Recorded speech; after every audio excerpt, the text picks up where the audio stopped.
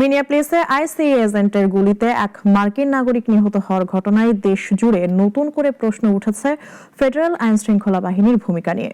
Video প্রমাণ ও সরকারি বক্তব্যের মধ্যে স্পষ্ট বিভ্রান্তি তৈরি হয়েছে। তদন্তে শেষ পর্যন্ত কি বেরিয়ে আসে সেদিকে এখন সবার নজর। যুক্তরাষ্ট্রের মিনেসোটা অঙ্গরাজ্যের মিনিয়াপলিসে federal immigration and customs enforcement ICE এজেন্টের গুলিতে নিহত হয়েছেন এক মার্কিন নাগরিক। নিহত ব্যক্তির নাম অ্যালেক্স পেট্রি, বয়স 37 বছর। শনিবার 24 জানুয়ারি মিনিয়াপলিসে এই ঘটনা ঘটে। ডিপার্টমেন্ট অফ হোমল্যান্ড সিকিউরিটির দাবি, অ্যালেক্স পেট্রি হাতে বন্দুক নিয়ে আইসিই এজেন্টের দিকে এগিয়ে আসছিলেন। তাদের ভাষ্য অনুযায়ী আত্মরক্ষার কারণেই এজেন্টরা গুলি চালায়।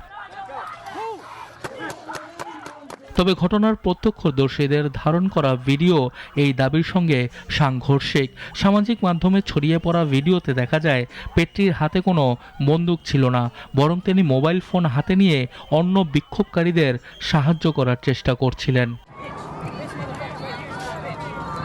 ভিডিও অনুযায়ী পেট্রি এজেন্টদের সামনে এলে তাকে হ্যান্ডকাফ পরানো হয় এবং পেপার স্প্রে ব্যবহার করা হয়।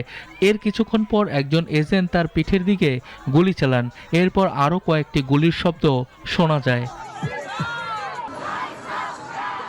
এই ঘটনার পর মিনিয়াপলিস শহর জুড়ে তীব্র বিক্ষোভ ছড়িয়ে পড়ে। শত শত মানুষ রাস্তায় নেমে আইসিই ও ফেডারেল আইনশৃঙ্খলা বাহিনীর বিরুদ্ধে স্লোগান দেয়। পরিস্থিতি নিয়ন্ত্রণে আনতে পুলিশ ও স্টেট ট্রুপার মোতায়েন করা হয়। কয়েক ঘন্টা পর পরিস্থিতি কিছুটা শান্ত হলেও উত্তেজনা পুরোপুরি কাটেনি।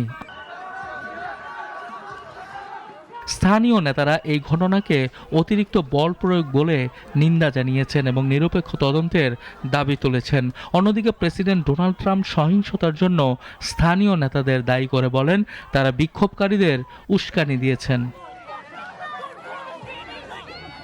এছাড়া ভাইস প্রেসিডেন্ট জেডি ভ্যান্স অভিযোগ করেন স্থানীয় পুলিশ আইসিই এজেন্টদের যথাযথ সহায়তা করছে না।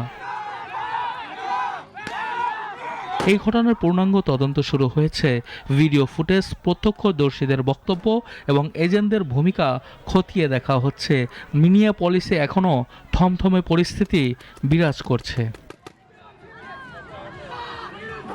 সানিয়া আহমেদ, নাগরিক।